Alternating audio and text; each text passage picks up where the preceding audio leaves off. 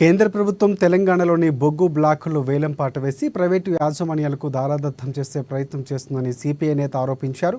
కేంద్ర ప్రభుత్వం సింగరేణి బొగ్గు గనులు వేలంపాటు వేయటాన్ని వ్యతిరేకంగా 29న మంచిర్యాల జిల్లా బెల్లంపల్లిలో ప్రారంభమైన సింగరేణి పరిరక్షణ బస్సు యాత్ర ఇవాళ గోదావరి ఖనికి చేరుకుంది. ఈ సందర్భంగా జేడీకే 2వ గనిలో నిర్వహించిన గేట్ మీటింగ్లో ఆయన పాల్గొన్నారు. బీఆర్ఎస్ ప్రభుత్వ పార్టీ హయాంలో కేంద్ర ప్రభుత్వం కోయగూడెం, సత్తుపల్లి బొగ్గు బ్లాకులు వేలంపాట వేసి ప్రైవేటు వారికి అప్పగించిందని గుర్తు చేశారు.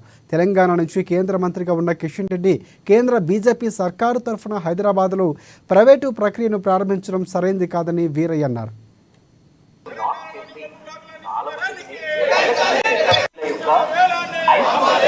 కేంద్ర ప్రభుత్వం తెలంగాణలో ఉన్న బొగ్గు బ్లాకులను వేలంపాట వేసి ప్రైవేటు యాజమాన్యాలకు దారదత్తం చేసే ప్రయత్నం చేస్తున్నది. అందులో భాగంగానే గతంలో కోయిలగూడెం బ్లాకు, సత్తుపల్లిలో ఒక బ్లాకు కూడా ప్రైవేటు వాళ్లకు దారదత్తం చేసింది. ఇప్పుడు మళ్ళా మంచిర్యాల జిల్లాలో ఉన్నటువంటి శ్రావణపల్లి బొగ్గు బ్లాకును కూడా వేలంపాట వేయాలని నిర్ణయించింది. తెలంగాణ నుంచి బొగ్గు గనుల మంత్రిగా ఉన్న కిషన్ రెడ్డి కేంద్ర బీజేపీ సర్కారు తరఫున తెలంగాణ ప్రజలకు ద్రోహం చేసేటువంటి పద్ధతుల్లో హైదరాబాద్ నడిబొడ్డున ఈ ప్రైవేటీకరణ ప్రక్రియ, ఈ వేలంపాట ప్రక్రియను ప్రారంభించడం ఆందోళనకరం. మరోవైపు కేంద్ర బీజేపీతో కొట్లాడతానని చెప్తున్న కాంగ్రెస్, తెలంగాణ ప్రజల కోసమే ఉన్నాననుకున్నటువంటి కాంగ్రెస్ ప్రభుత్వం ఈ రోజు సింగరేణిని కాపాడడం కోసం నిర్ణయించుకోకుండా బొగ్గు బ్లాకుల వేలంపాట ప్రక్రియలో కిషన్ రెడ్డితో పాటు రాష్ట్ర ఉప ముఖ్యమంత్రి భట్టి విక్రమార్క గారు కూడా పాల్గొనడం అనేది ఖండించదగిన విషయం. ఇప్పటికైనా రాష్ట్ర ప్రభుత్వం శాసనసభలో శ్రావణపల్లి బొగ్గు బ్లాకును సింగరేణికే కేటాయించాలని